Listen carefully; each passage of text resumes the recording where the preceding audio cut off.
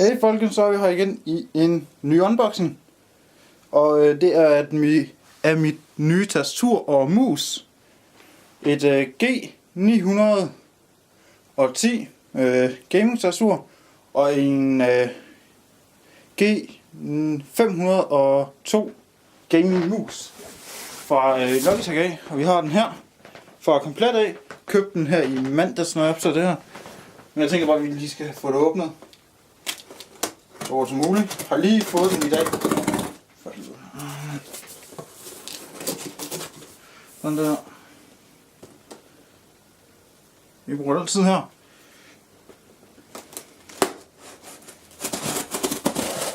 Faktisk har jeg glædet mig til at få mus og tastatur, men det her bliver en unboxing i sådan 2 unboxinger i en. Der kommer til at stå et eller andet sted på skærmen, hvor hvis I kun vil se den ene. Men her til at starte med, der bliver det tastaturet, vi unboxer. Og senere hen, jeg ved ikke hvor langt, der er det musen, vi unboxer. Og det kommer til at stå her på skærmen, så I kan hoppe derfra. Og hvis jeg husker det, så ligger det også nede i beskrivelsen. Når vi åbner den her, så har vi det her poppeplads her. Og så har vi vores nye mus. Min nye mus her. Er der ikke en måde, hvordan man kan se den? Nej, ikke uden at åbne den. Det gider ikke. Så har vi min tastatur. Det var med et ufald, jeg kom til at købe med det her, men nu har jeg med den. Det, så det brokker jeg mig ikke over. Den her åbner vi senere. Tager den lige her, så kan det være, at vi kan få det til at stå her. Eller et eller andet. Så. Og det er så min G502. Og her har vi så G910. Som vi lige skal have åbnet og det ene. Undskyld for earweb, hvis nogen der sidder med ørebøffer. Sidder med ører, det gør sgu de fleste. Og det er et mekanisk tastatur med anti-ghost taster. Jeg har ikke lige fået slået så meget op i det. Jeg sidder her kampsveder, ulækkert egentlig. Lidt. Men jeg er lige kommet hjem og har faktisk ret varmt. Sådan der. Lad os få tastaturet ud. Jeg ved så ikke med spillet, hvordan jeg lige kommer til at få det, men der var ikke den store forskel. Det her, det var 1 krone billigere, faktisk. Okay.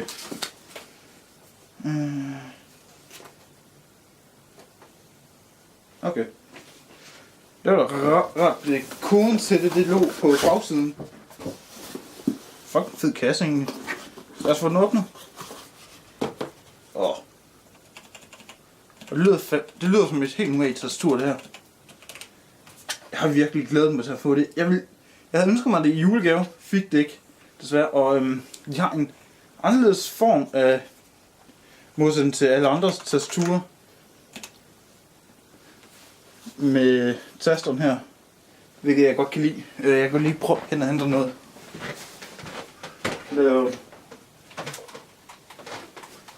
har lige været hen og hentet mit gamle tastatur. Hvilket vi har her. I kan også se, det er en forbedring. Det her.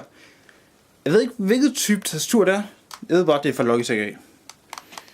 Og det er gammelt, og det er faktisk ved at give op. Men det har været et trofast, trådløst tastatur. Så lige få den op. Her har vi så mit nye tastatur. Er der noget plastik på? Nej. Og det skal nok blive glad for det her. Og den har 9G-taster. Og en feature jeg også godt kan lide, den har det er med, hvis man har en telefon eller iPad eller noget andet, så kan man lægge den i hånden her, og så er der også en app man kan hente, hvilket jeg har. Og så kan man faktisk se noget lys i sig. Jeg tror jeg har en powerbank et eller andet sted, jeg håber det er strøm nok.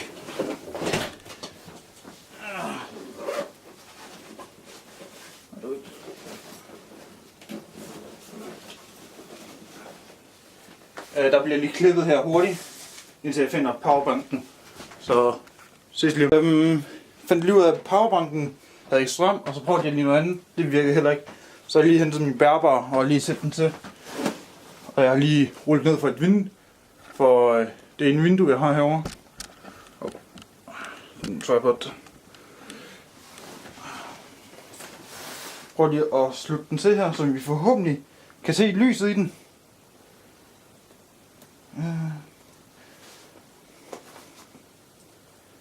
Ej kæft, jeg er glad for at få et tastatur. Jeg har lige sådan rigtig selv haft et ordentligt gaming tastatur. Nej, imens den skal lige installere softwaren. Der kom det. Der kom lyset.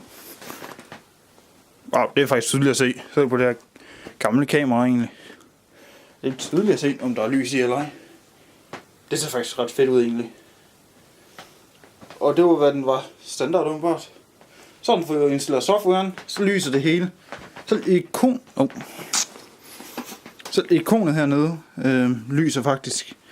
Det er faktisk imponerende. Der følger så også sådan en manual til den. Det får vi sgu ikke brug for. Endnu en manual. Så har vi også sådan sliske til den til hænderne. Der kan sidde her, hvilket jeg tror kommer til at sidde på den. Til at sidde sådan her. Eller et eller andet. Hvordan fanden er det, man gør?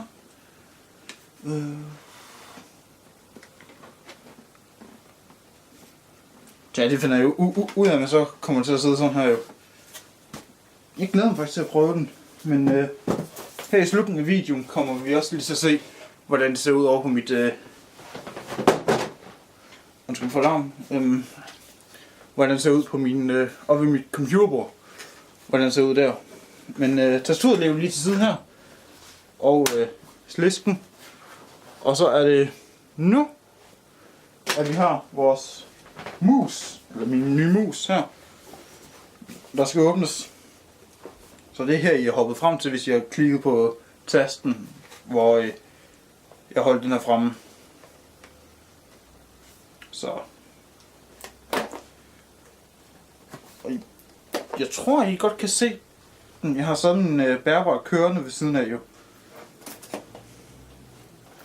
Hvis jeg der ikke har hoppet frem, eller jeg der har hoppet frem, at I ikke aner, så har jeg hentet min bærbar lige og få sat den til, så vi kan se et lysshow i den. Sådan der. Smart. Måske skal jeg holde den her, så I også skal se med. Jeg skal lige... Der var den.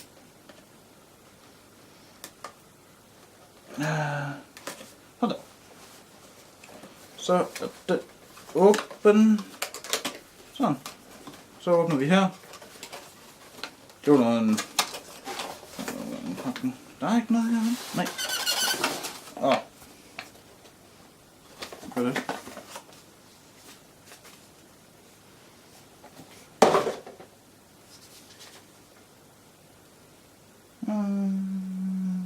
Okay. Det er ikke noget vigtigt. Men så har vi så det her brugsmanual. Jeg har faktisk min mus lige her. Den nye. Med magnet her. Ingen vægt i, det tænkte jeg sgu nok.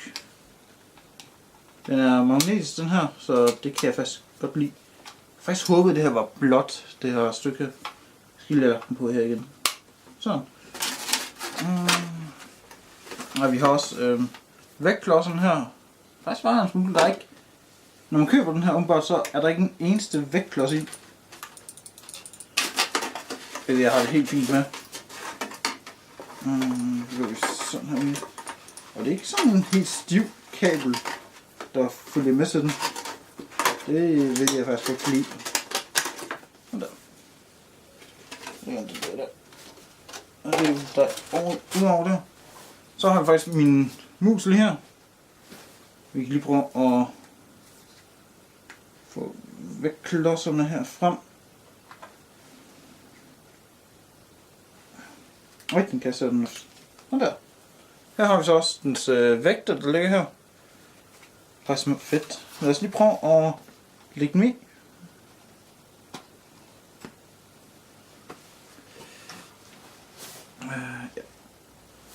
Der kommer også en video, jeg smadrer en af mine gamle muse. En gammel og provokerende en. Det er... Jeg kan ikke huske, hvornår det var, jeg købte den.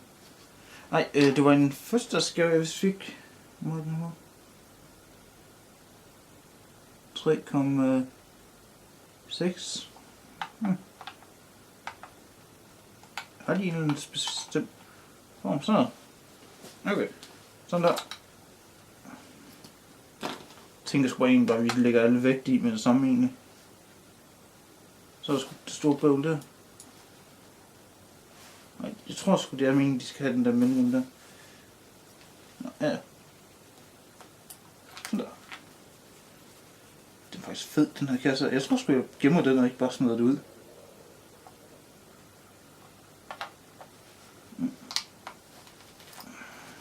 Det skal jeg også lige sige, at når man får den, så vejer den faktisk ikke særlig meget. Kunne jeg mærke.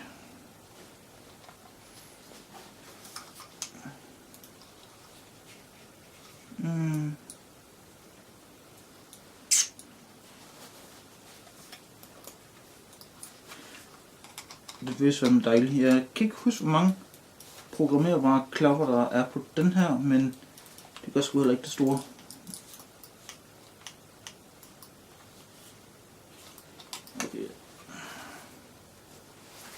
Okay, det her er mærkeligt. Okay, jeg prøver lige at pille en af vægten ud.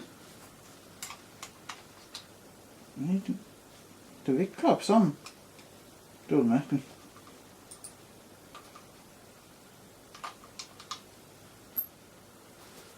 Giver den så nu? Nej. Nå ja, fuck it. Men det er i hvert fald den nye mus.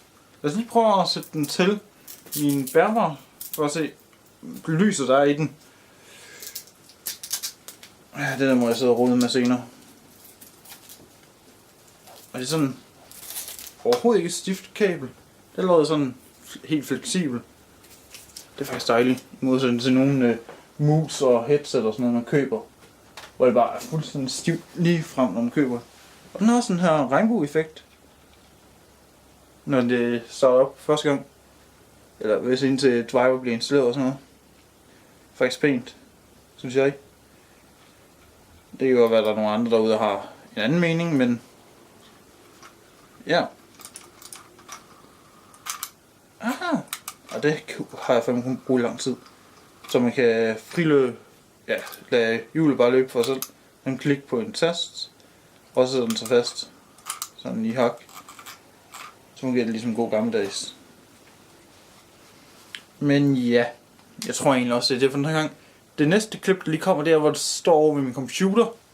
Hvor jeg tester lige, hvor I får lov til at se det i mørke. Og alt sådan noget. Eller også kommer der bare et billede af det. Jeg finder ud af det, men I får det at se, så vi ses. Næste video. Ja, hej. Hey folkens, så er vi her efter det sidste klip der. Og prøv lige at starte computer op. Jeg har lige fået sat det til, lige skiftet sliske, og så har vi et tastatur her. Det ser altså pænt ud det her, når det bare tænder. Bare den der regnbue-effekt der, og så har vi en mus her. Jeg kan lige den tog det som et ansigt. Ej, det er fandme pænt der. Oh. Det var egentlig bare lige det. Sådan lidt lys herinde. Man kunne udskifte de to her. Den her, der man skal faktisk pille her. Og herover så kan man faktisk få den af og lagt en ny en på. Men jeg tænker også, det er det for den her gang. Og den har faktisk opdaget mit software. Så det opdager den lige. Og så er den faktisk klar til at spille. Så det var bare det, jeg vil vise jer. Så vi ses næste gang. Hej!